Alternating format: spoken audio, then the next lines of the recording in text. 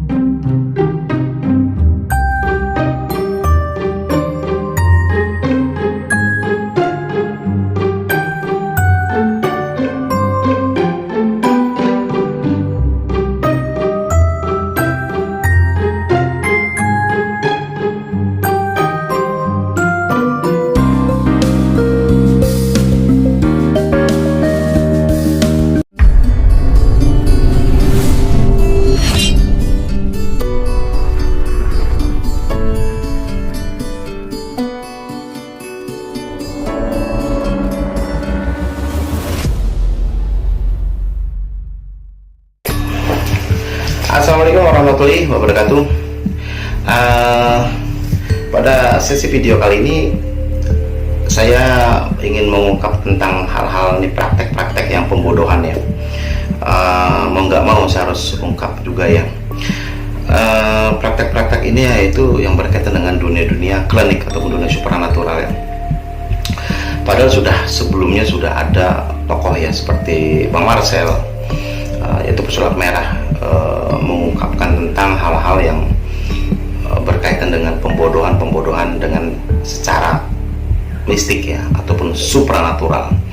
Memang sempat heboh, tetapi dengan hebohnya itu belum bisa membetulkan ataupun menyembuhkan pola pemikiran orang ya, dalam arti bagaimana merujuk sesuatu hal untuk menuju kebaikan dalam artian pengobatan. Di beberapa tayangan-tayangan di YouTube, TikTok ataupun lainnya dalam konteks perdukunan nih kayaknya nggak bisa lepas ya. Memang negara kita ini negara yang memang unik ya, dan uniknya ini termasuk dengan dunia-dunia perdukunan seperti itu ya, ataupun klinik supranatural itu berbagai macam ragamnya ya.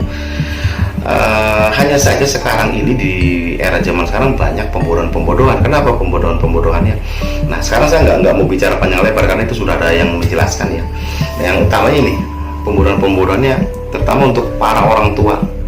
Apabila mengetahui ada salah satu sikap ataupun perilaku anak ya yang usia-usia remaja itu, dan umumnya biasanya perempuan sih kalau laki-laki jarang banget ya, entah laki entah perempuan ya. Kalau bisa jangan langsung lari ke dunia perdukunan, minta rujuk pengobatannya. Dalam arti begini, anak murung, suka ngelamun misalkan gitu, lalu bersikapnya kurang bersosial ataupun gimana gitu ya. Ini saya masih menemukan orang tua itu justru membawa ke dukun.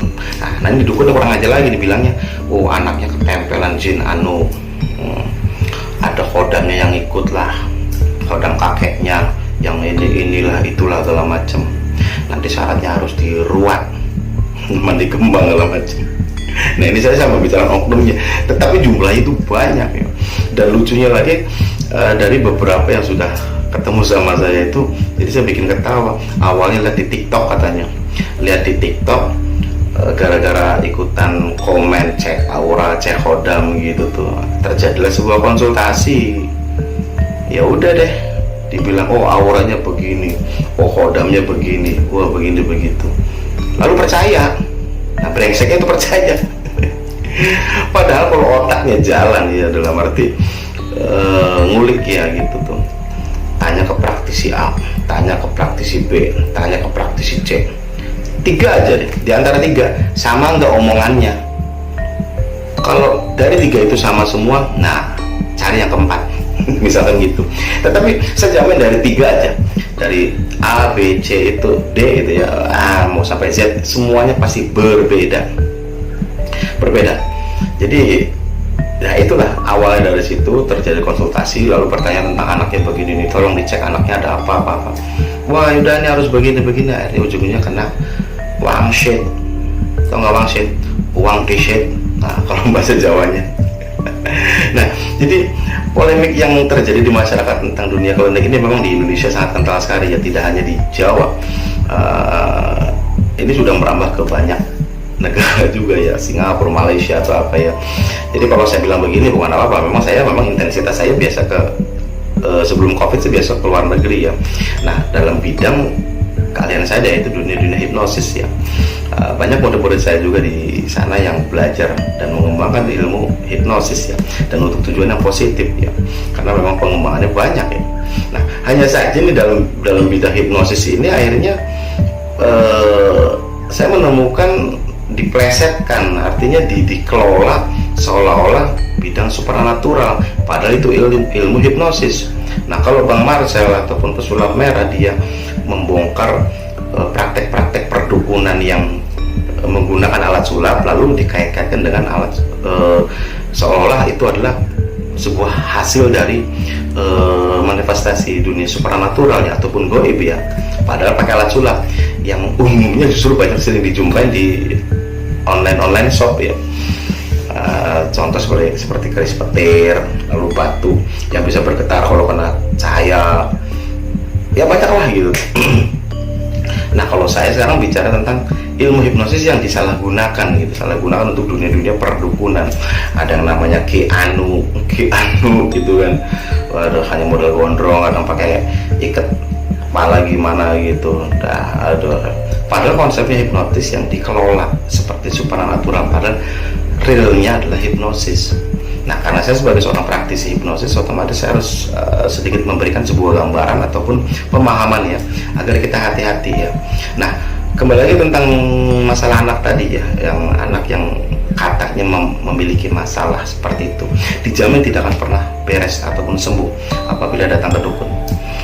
Karena dengan dimandiin kembang, dengan minyak apalah segala macam, dan anak tersebut akan timbul suatu sugesti-sugesti yang akhirnya berlainan atau masuk unsur yang berlainan yang akhirnya malah bikin kacau.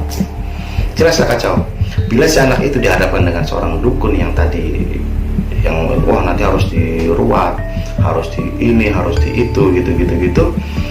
Dengan mandi kembang aja itu sugestinya sudah rusak situ. Lalu ada aroma minyak, penggunaan media ritual atau apa, dijamin makin rusak. Nggak udah saya bilang dijamin rusak ya, memang iya. Karakter anak, mental anak, bahkan bisa jadi ODGJ. Apa mau anak kita jadi gila ya, hanya gara-gara sering ke dukun. Karena masalahnya memang bukan berarti kita nggak harus percaya sama dukun. Masalahnya jangan sampai kita sakit nih salah minum obat. Jadi bukan datangnya ke dukun. Kalau datangnya dukun yang di TikTok itu, yang cek aura, cek kodam, ya dijamin gak beres. Bukannya apa-apa, dijamin dikadalin dan tidak ada kesembuhan, malah adanya makin parah. Ingat loh, sayangi otak anak kita. Jangan sampai dikait-kait dengan hal itu. Usahakan minimalnya datang kepada psikiater, karena di semua rumah sakit itu ada klinik-klinik yang khusus menangani permasalahan-permasalahan seperti itu.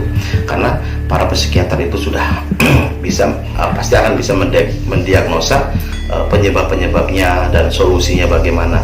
Nah, selain itu bisa menemui di beberapa daerah banyak orang-orang ahli-ahli hipnosis ya, yang bisa menangani hal-hal seperti itu. Karena permasalahan anak-anak seperti murung, perilaku-perilaku yang gimana-gimana itu terkadang terjadi justru berawal dari lingkungan keluarga, bisa dari sekolah, yang di rumah lah, di mana-mana, yang akhirnya menyebabkan anak itu baper lah, pikiran yang gimana-gimana.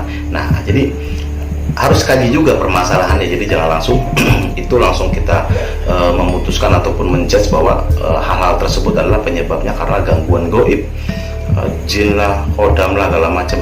Jinnya mah gak ngapa-ngapain, jin yang difitnah. Nah ini paling itu aja, biar kita nih nggak salah kaprah dalam menghadapi situasi apapun dengan perkembangan anak kita ya.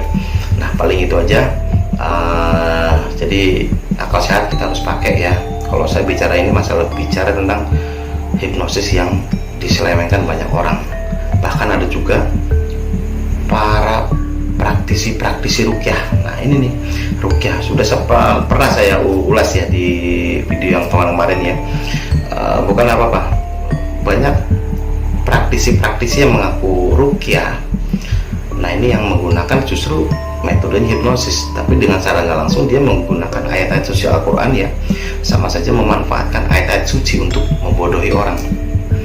Kenapa saya bilang orang rukyah itu membodohi? Karena kita bicara oknumnya ya. Sebetulnya basicnya dunia perdukunan ya, biar laris ataupun gimana, akhirnya dia mengatasnamakan rukyah. Nah akhirnya rukyahnya rusak sama oknum-oknumnya. Hingga saat ini terkadang kita sulit mencari tokoh orang-orang yang memang seorang praktisi yang betul-betul ahli dalam bidang rukyah ya, yang sebetul-betulnya ya. Jadi justru yang banyaknya oknumnya nih yang mengatasnamakan rukyah. Nah jadi ngeblunder udah permasalahan kalau udah bicara berkaitan dengan dunia mistik. Makanya di Indonesia paling laris untuk masalah-masalah begituan. Jadi ingat akal sehat, jadi biar kita lebih hati-hati, biar kita nggak dikadalin, dibodoh, dikadalin duitnya, pasti ujungnya duit sih. Dikadalin macam-macam hal. Paling itu aja. Oke, assalamualaikum warahmatullahi wabarakatuh.